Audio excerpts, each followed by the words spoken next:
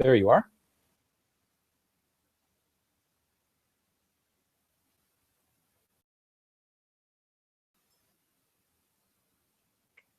Tom, do we have you?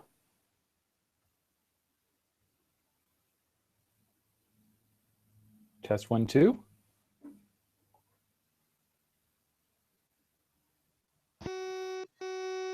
Ah, there you are.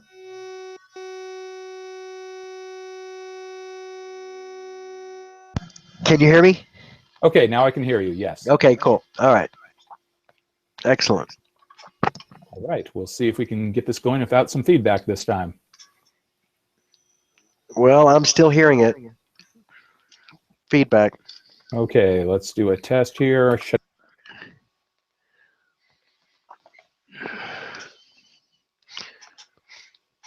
And feeding back to yours again. Okay. Okay, when I ask a question, we'll probably put a brief pause into things so that I can switch the mute on and be able to get things so we get the audio quality a little bit better this time. And I turned my volume down too, so. Very good. Okay, well, let's begin here. Hello, everyone. I wanted to welcome you again to another interview of Tom Ufert, which is working with the None of the Ubove campaign for 2016, going for president.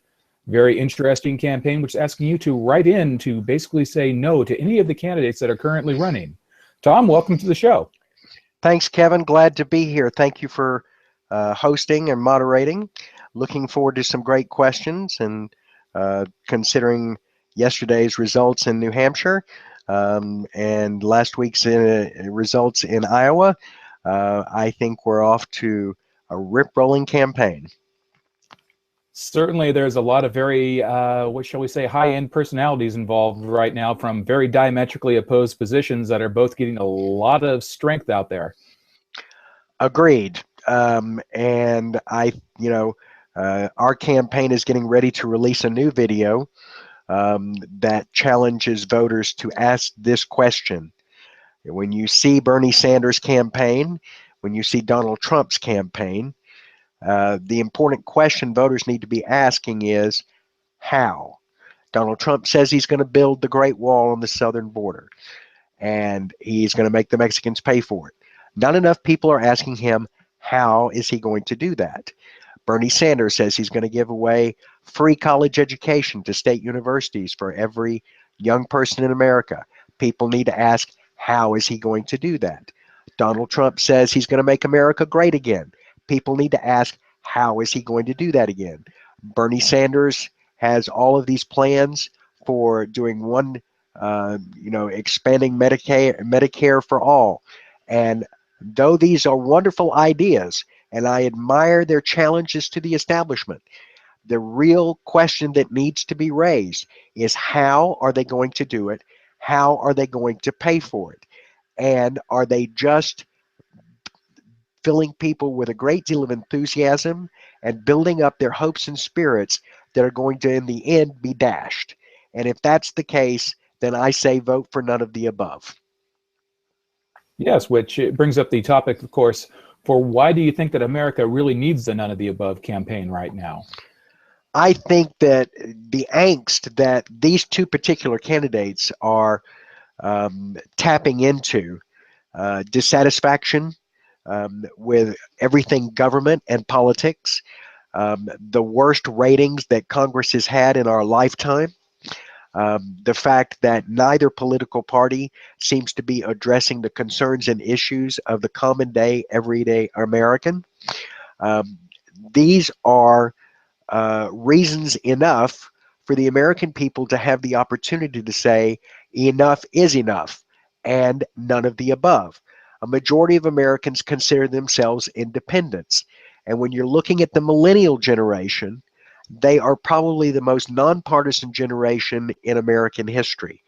If these people truly believe in what they say, and they truly do feel dissatisfied with the endless gridlock, dissatisfaction, endless gridlock and dysfunction by both political parties, then it's time for the American people to rock the boat and send a shockwave by voting none of the above. our campaign found a loophole in the system. Only one state in the country, Nevada, allows none of the above on the presidential ballot. The other 49 states will not allow none of the above because of partisan control of the electoral process. Of those 49 states, only 44 allow write in ballots. And of those 44, 6 will allow a write in ballot without any documentation. So we're in the process of getting on those 44 ballots so that the American people have the opportunity to say we don't want either one of the major parties' nominees. Because when you face the outcry, most Americans say that voting for either Hillary Clinton, Donald Trump, or Bernie Sanders and Donald Trump, or Bernie Sanders and Ted Cruz, or any of the major party potential nominees is like voting for the lesser of two evils. So we say, don't vote for the lesser of two evils. If you want to make your vote count, vote for none of the above. Now, some people would say that is it really right for you to be taking away votes from able-bodied candidates are going for this? I would say yes. If these are the able-bodied candidates that we have to choose from, then I would say, then by all means, the American people should have an alternative. And I'm not any less legitimate or less reasonable than any of the other candidates. When you consider that three of the major candidates, um, Donald Trump, Carly Fiorina, and Ben Carson have never had an elected office. I've never had elected office, so what makes me any different from them? When you consider that a majority of the Republican candidates, and in fact, there are over 450 candidates running for president right now, and only only the two major parties are getting any kind of media attention, excuse me, or any kind of recognition by the national polls. So, what makes me any different from the rest of these candidates? The only difference is I have vowed and promised the American people if our campaign wins that I will refuse the office, and thereby giving the American people the opportunity to call for a new election. That is the major difference. What also brings up, how does it feel to be the candidate with the most dangerous past when it comes to this? Well, I don't know that my past is the most dangerous. I would say that my past is probably the most open and honest. I mean, when you consider Bill Clinton, when he was running for president, admitted that he smoked but didn't inhale marijuana. George W. Bush made the comment that he had done cocaine and then refused to admit it. And any number of times in American history, you've had politicians that have had one dark secret in their past or another, whether it be alcoholism or it be philandering or whatever. Um, the difference is I've been open and honest with my very first book, Adversity Builds Character, and I've been open and honest from the beginning of my announcement. So I would say that that is a major difference between me and the other candidates. Whereas they want to hide secrets of their past, I've been open and honest because I think the American people deserve better. And I challenge any of them to go into my past and find something that I've not admitted to and bring it out because I have promised the American people I will not lie to them and I will tell the truth about my past because those adversities in my past have made me a stronger person and I think a better candidate. Very good. There's been a lot of conversation about Donald Trump because he's kind of the big celebrity running for president at the moment on things. How much damage do you think he can really do?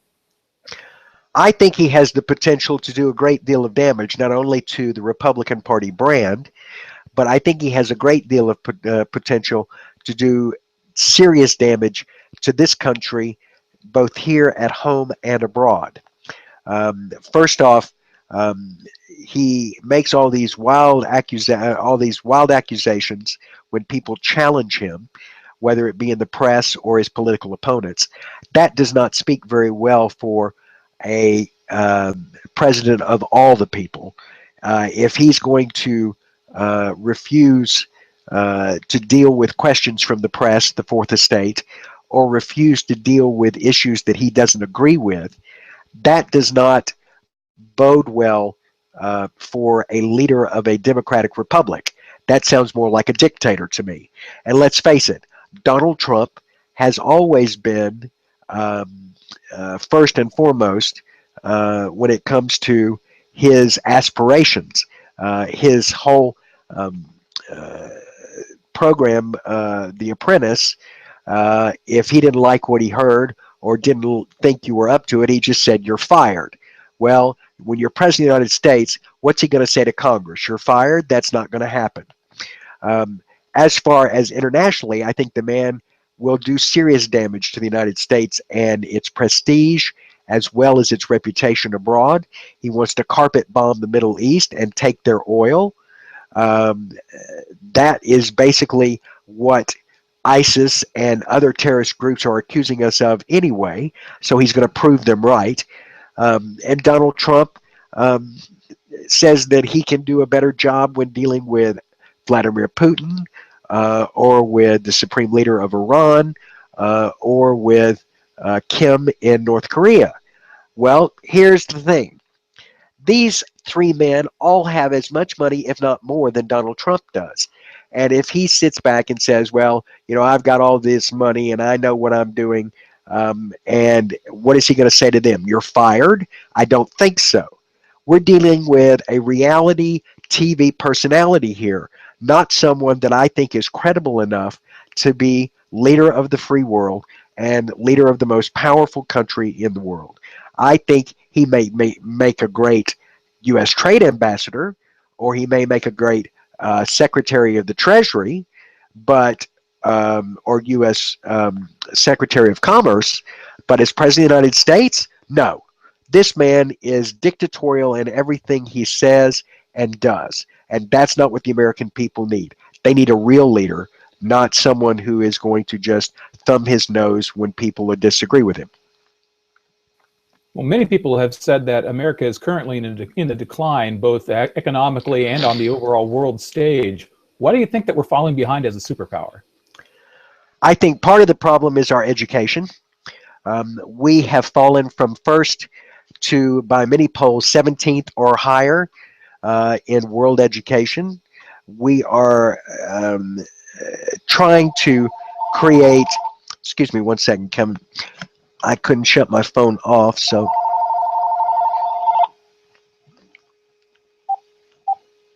Um, they couldn't, they're trying to do a pigeonhole, one size fits all kind of education. And the problem is that we've got too many talented people in this country with too many skills where one size fits all. And when you allow the government to sort of cubbyhole people and make a one size fits all education, then we are creating a stagnant populace that is not only uninformed, uneducated, and ill prepared for the 21st century, but we're taking away their ability to be creative and to think outside the box and to question things and be part of this new innovative 21st century. I personally believe that this country is on the verge of a new golden age, but we've got to decide where we want to go. And the major component of that is our education system. Now, I've been blessed with private school education most of my life, not because I'm rich, but because I've been blessed and I've been fortunate. There have been people who've stood behind me and helped me get the right education. Now, I can tell you that my private school education, we were taught to question things. We were taught to think for ourselves. We no longer teach our kids to think for ourselves. And the present education system, after my conversations with numerous teachers in this country, indicate to me that we no longer allow teachers to be educators. They are now test monitors, and that is not what our kids need. They need to be given the ability to learn and expand their horizons, not be pigeonholed into a set curriculum that deprives them of creativity and the ability to think for themselves.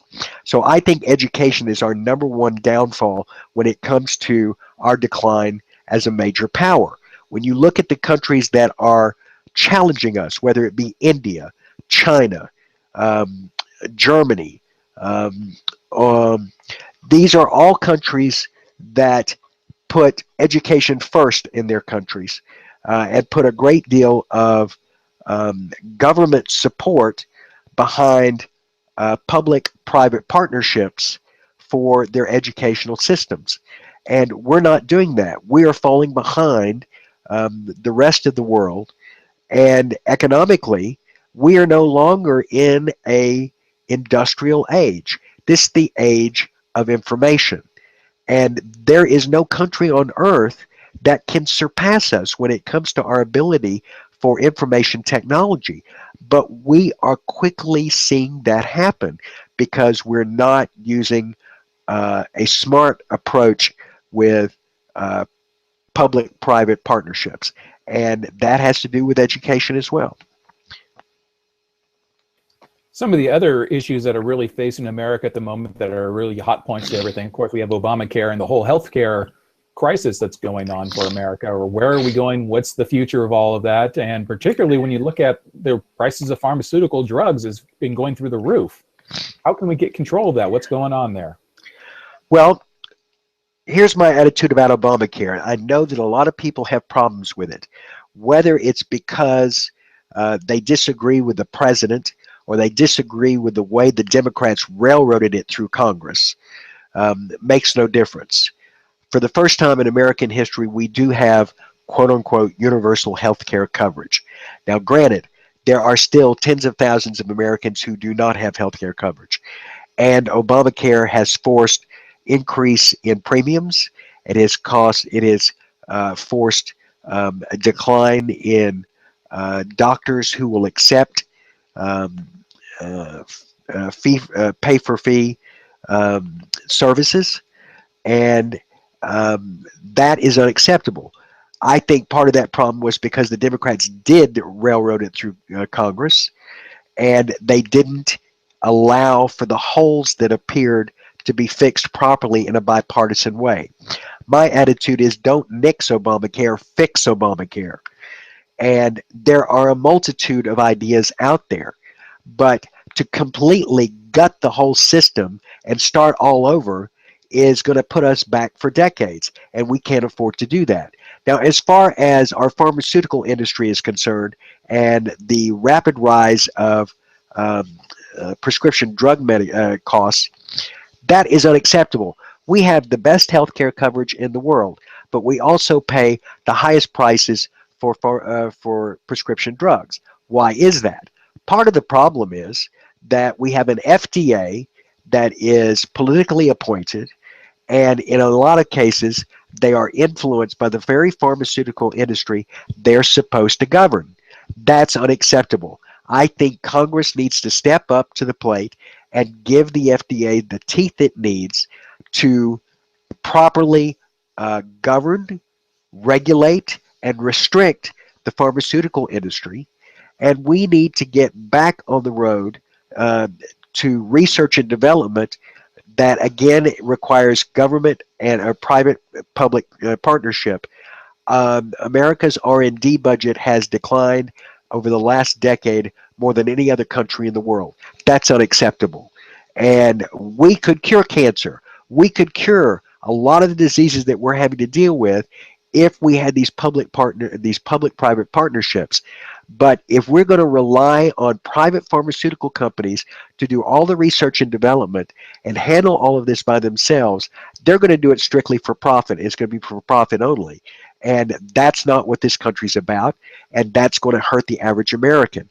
And that's going to make medical healthcare costs increase proportionally every year, and that's where the problem is. So government needs to stand up, people need to stand up, and we need to regulate this industry rather than allowing their lobbyists to control career politicians and influence the decisions.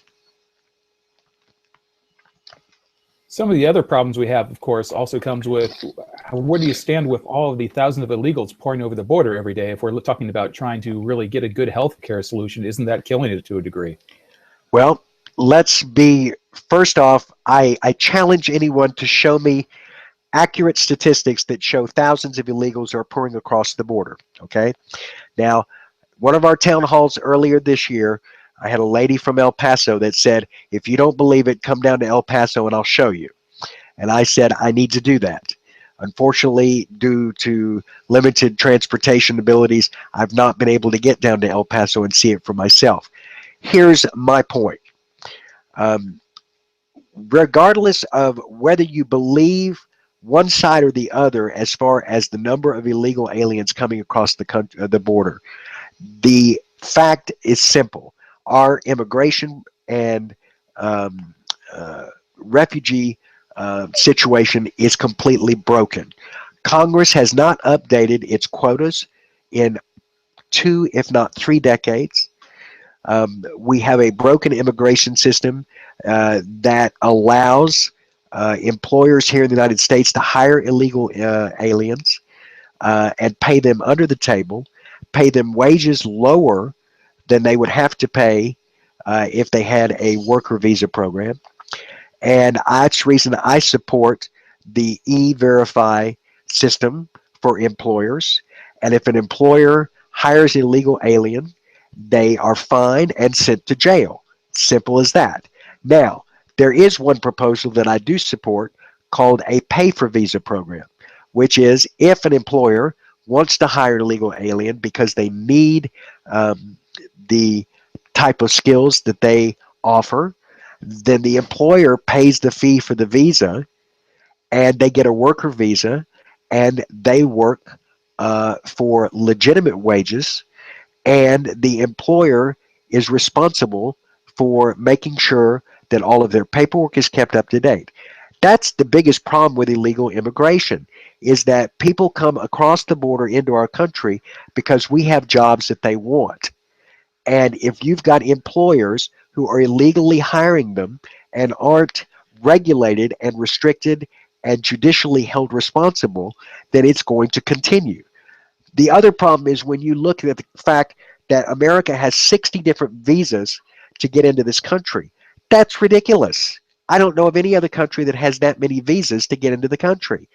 And 2 visas in particular, H-1A, H-1B. One deals with agriculture and one deals with technical skills. These quotas for those have not been upgraded. And when you look at the fact that there is no verification system for student visas coming in, that someone comes in a student visa, they do not have to report regularly, and they are not verified on a regular basis. This is one of the reasons that people are concerned about terrorists. And I understand that completely. But we've got to fix the system here at home. And Donald Trump's allegation that he can just build a wall is going to stop it is ludicrous. Anyone who believes that hasn't been down to the southern border. You've not seen the topography of what it takes to build the wall. And even if Donald Trump is able to build a wall, my question is, how is he going to pay for it? And the fact that he says, oh, we're going to make Mexico pay for it, he has not given any statistics whatsoever to show how he's going to do that. So the American people need to wake up and listen to the reality of these populist claims for politicians who just want to get elected, and use their brains and come up with real solutions. And that's what we're proposing. Take a fresh start with No to 2016 so that the American people can force the government to come up with answers and use local communities and local citizens to help them do that. And also of a concern to everyone with that, with potential illegals coming in, and is the number of jobs that are particularly being taken away at a time when people, even though the numbers have all been saying are unemployment at the moment is gone down to record levels for the last decade, there are still a growing number of homeless people that have been showing up in more and more American cities. What can we do on those problems?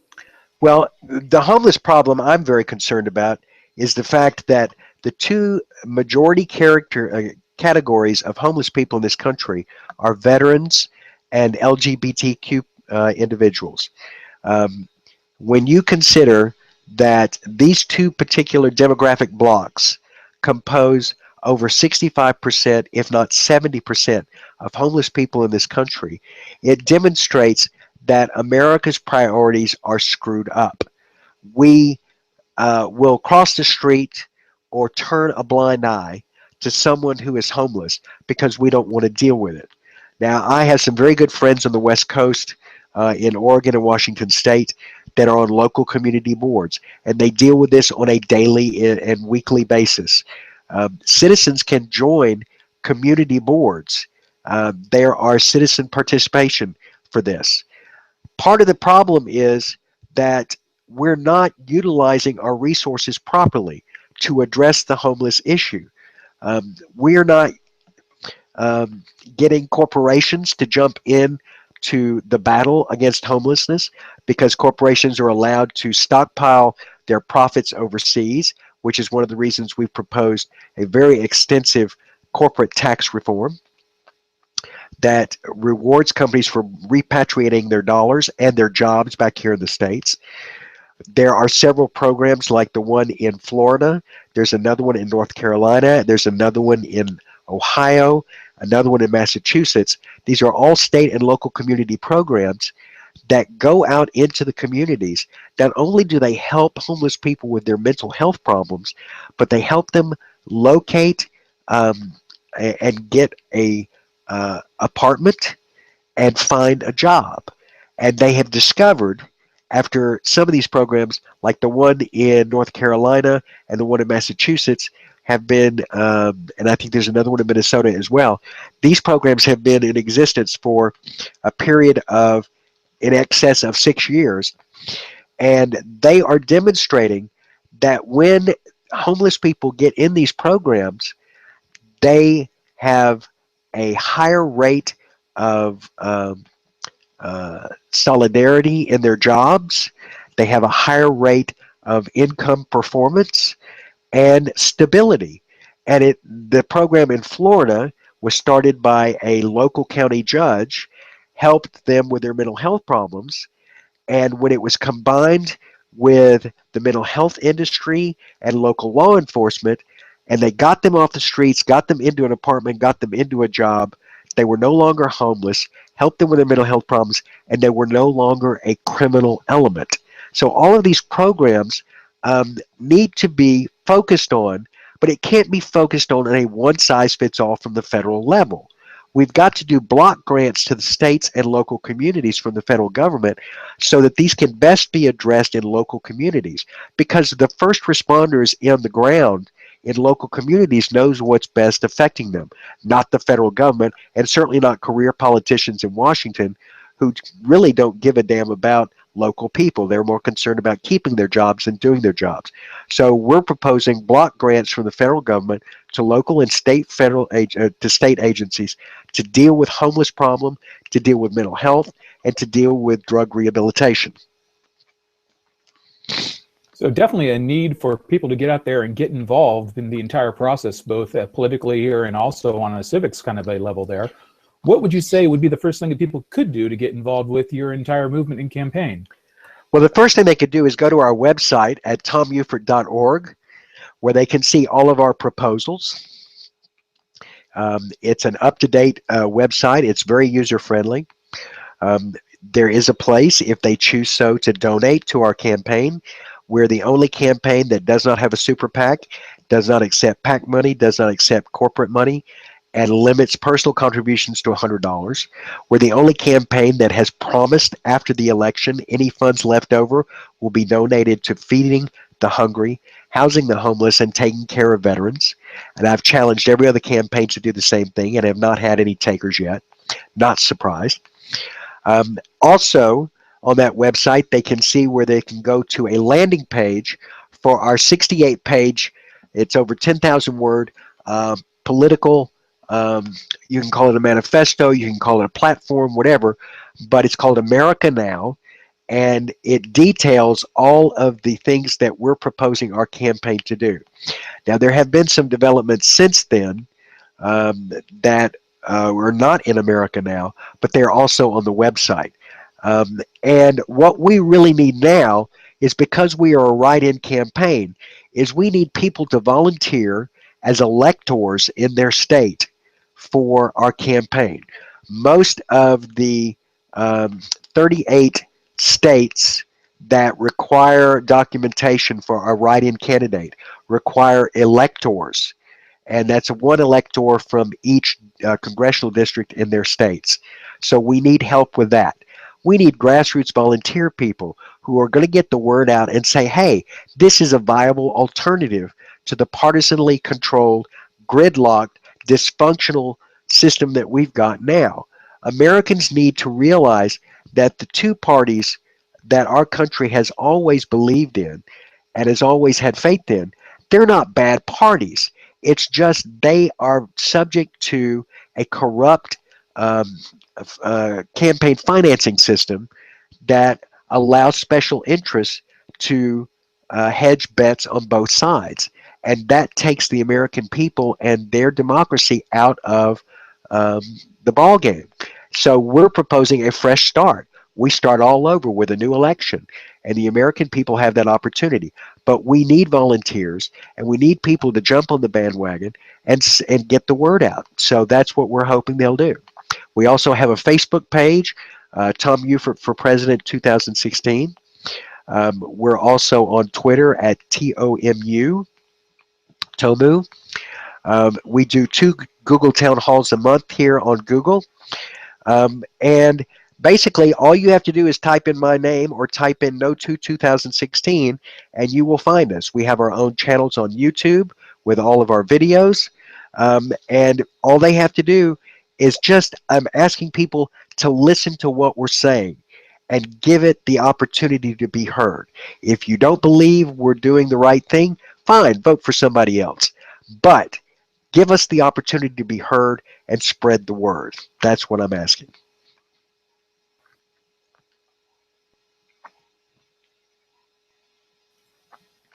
Very good. So we're looking through the No To campaign here, or the None of the Above, or Ubove here for Tom Ufert.